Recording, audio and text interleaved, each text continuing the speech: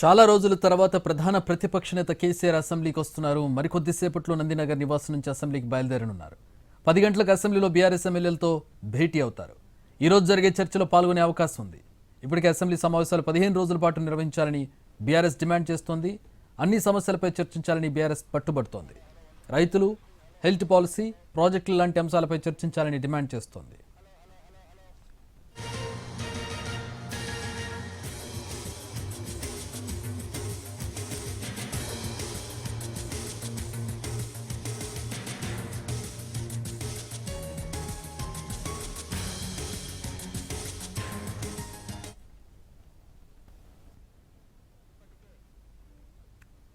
Right, మా ప్రతినిధి Satish join అవుతూ ఉన్నారు. ఈరోజు కేసీఆర్ అసెంబ్లీకి హాజరవబోతూ ఉన్నారు. ఏంటి బీఆర్ఎస్లో ఎట్లాంటి చర్చ జరుగుతుందో తెలుసుకునే ప్రయత్నం చేద్దాం. సతీష్, ఈరోజు హాజరు కాబోతూ ఉన్నారు కేసీఆర్. ఇది టెక్నికల్గా ఆయన హాజరవుతున్నారు అనుకోవచ్చా, లేదంటే మొత్తం సెషన్కి హాజరవుతారనుకోవచ్చా? బీఆర్ఎస్లో ఎట్లాంటి చర్చ జరుగుతోంది, అట్లాగే మామూలుగా అసెంబ్లీకి ఈరోజు వచ్చినటువంటి వాళ్ళు ఎట్లాంటి చర్చ చేస్తున్నారు దీని మీద?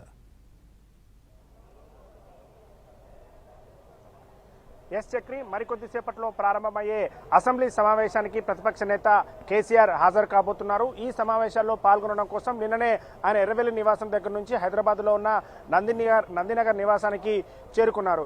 ఇప్పుడు కొద్దిసేపట్లో అంటే 9:40కి ఆయన ఇంటి దగ్గర నుంచి బయలుదేరి 10 గంటల 10 నిమిషాలకి అసెంబ్లీకి చేరుకోబోతున్నారు. ఇక్కడికి చేరుకోగానంటే నందినగర్ నివాసం దగ్గర నుంచి కొంతమంది ఎమ్మెల్యేలతో పాటు కలిసి ఇక్కడికి రాబోతున్నారు. ఇప్పటికే అక్కడికి ఎమ్మెల్యేలు పల్లా రాజేశ్వర్ రెడ్డితో పాటుగా ప్రశాంత్ రెడ్డి కూడా నందినగర్ వచ్చారు. ఆ ఎమ్మెల్యేలతో పాటు కలిసి అసెంబ్లీకి వస్తారు. అసెంబ్లీకి వచ్చిన తర్వాత ఇక్కడ బీఆర్ఎస్ ఎల్పీ అంటే ఎమ్మెల్యేలతో సమావేశం అవబోతున్నారు. అసెంబ్లీ లోపల ఉన్నటువంటి హాల్, బీఆర్ఎస్ ఎల్పీ హాల్ లోపల ఉన్న హాల్లో ఇక్కడికి హాజరైనటువంటి ఎమ్మెల్యేలతో ఆయన మీటింగ్ పెట్టబోతున్నారు. తర్వాత 10:30కి సమావేశం మొదలు కాగానే, అసెంబ్లీ సమావేశం మొదలు కాగానే లోపలికి వెళ్తారు. మొదటి రోజు ఎలాంటి చర్చ లేదు, కేవలం బిల్స్ మాత్రమే ఉన్నాయి కాబట్టి అసెంబ్లీ సమావేశంలో సమావేశం లోపలికి వెళ్ళి హాజరవబోతున్నారు. ఆ తర్వాత 1:30 తర్వాత వాయిదా పడబోతుంది. తర్వాత బీఏసీ సమావేశం జరగబోతుంది.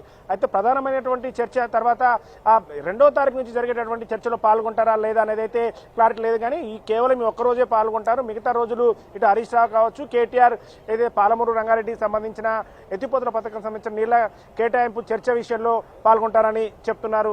Chakri. All right, thanks for the updates Satish.